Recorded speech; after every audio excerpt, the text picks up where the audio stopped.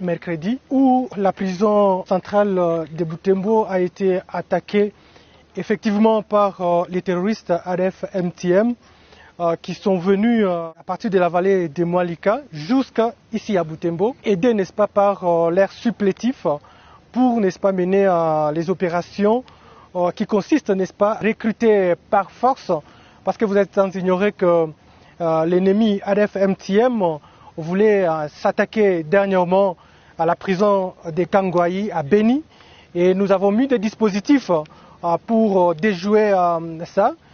Et malheureusement, l'ennemi a changé l'option parce que tous les ADF arrêtés à Beni ont été transférés dans d'autres provinces. Donc à Beni, il n'y a aucun ADF, et ADF a eu ces informations, et voilà comment ADF a jugé bon de venir s'attaquer à la prison de Butembo pour, n'est-ce pas, récupérer un certain Kizito qui était déjà ADF connu, arrêté ici, et aussi 12 femmes des ADF qui étaient ici, qui étaient, n'est-ce pas, dans un processus d'être évacuées ailleurs.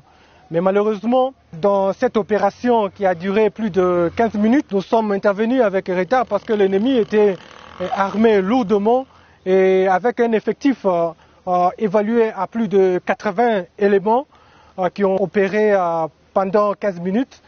Ils ont réussi à casser la porte de la prison et faire évader les prisonniers. Du côté des femmes, parce qu'il y avait vraiment la sécurité, parce qu'on était sûr que c'est là où il y avait les femmes des ADF. Ils ont utilisé la mêleuse, n'est-ce pas, pour casser la porte et faire sortir les 12 femmes ADF, et ils sont partis. Mais nous, en tant que forces armées de la République démocratique du Congo, nous avons déjà arrêté plus de 115 évadés, prisonniers, qui sont déjà là, dans la prison de Butembo. Nous avons neutralisé 5 terroristes ADF MTM et nous avons récupéré 3 armes de guerre. Vous avez vu la mention écrite en arabe sur l'une des armes des ADF, écrit Allah Akbar Bismillah Rahmani Rahim, ce qui signifie Dieu est grand, au nom de Dieu, tout miséricordieux et très miséricordieux. Donc vous allez comprendre que effectivement il s'agit des ADF MTM, et comme dans ses habitudes,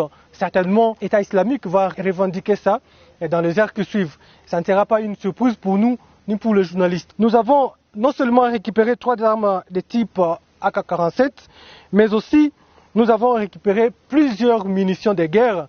Et parmi ces munitions de guerre, pour les spécialistes, vous allez remarquer qu'il y a des armes d'artillerie. Vous allez comprendre que l'ennemi a mis tout son temps pour préparer cette attaque et aider, n'est-ce pas, par ses collaborateurs qui malheureusement sont parmi nous, que nous demandons directement à notre population de les identifier pour que notre ville soit effectivement sécurisée.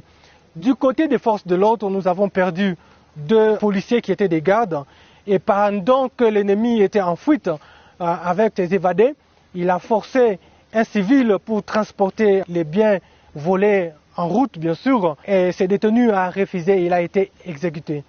Nous avons capturé des terroristes ADF MTM qui sont en train d'être auditionnés.